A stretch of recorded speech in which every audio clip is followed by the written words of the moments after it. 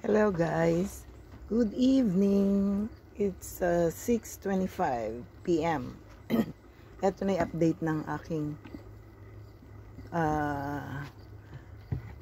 boxes ng para sa mga kutsara, tinidor, cutlery.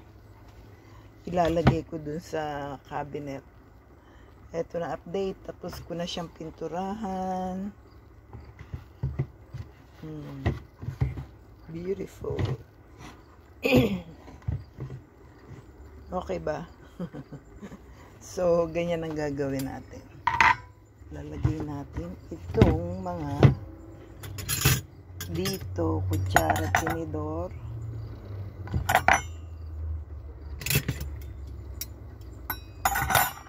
Dito, serving spoon. Ito yung mga tira-tira sa aming bahay na kailangan pare-pareho ang aming utensils sa loob ng bahay. Kaya ito, sobra to. But this I have here, ano siya, set of 6. Ito, mga pira-piraso. Yan. Ito sa kanin to eh. Tapos ito pa. Okay. Tapos tignan ko pa kung meron. Oh, meron pa rito.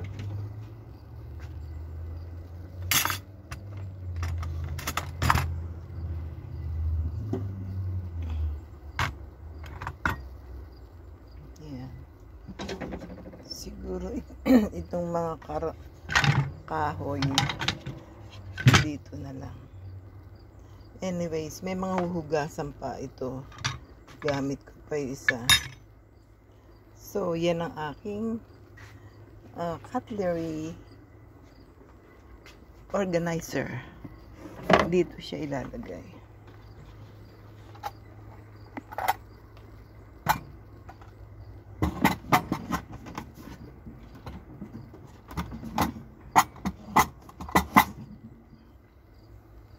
Wait. Yan na siya. May organizer na ako. Itatapo na sa basurahan niya kaya may naisip ako. Actually, naghahanap ako nung naghahanap ako ng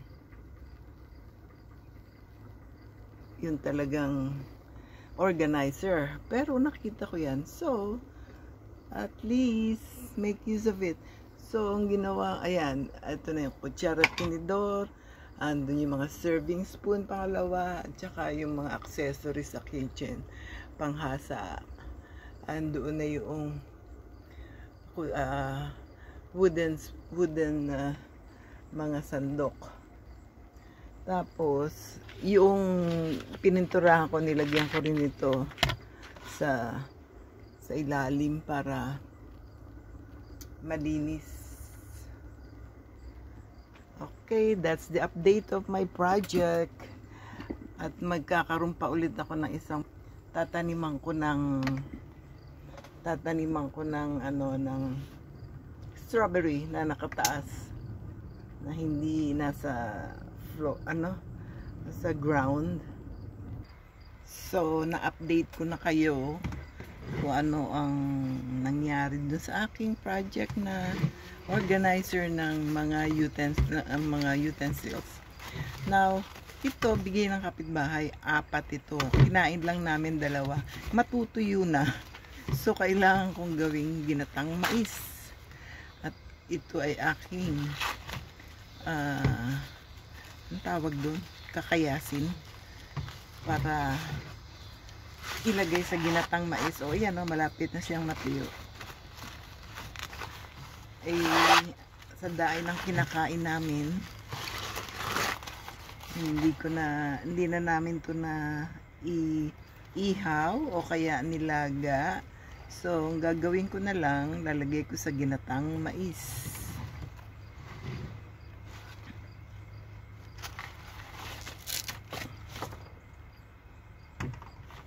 Ano ba ang tawag doon sa gaganituhin, no?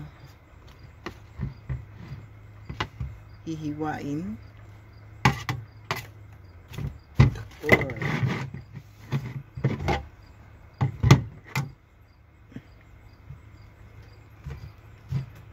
ganyan, para ilagay sa ginatang mais.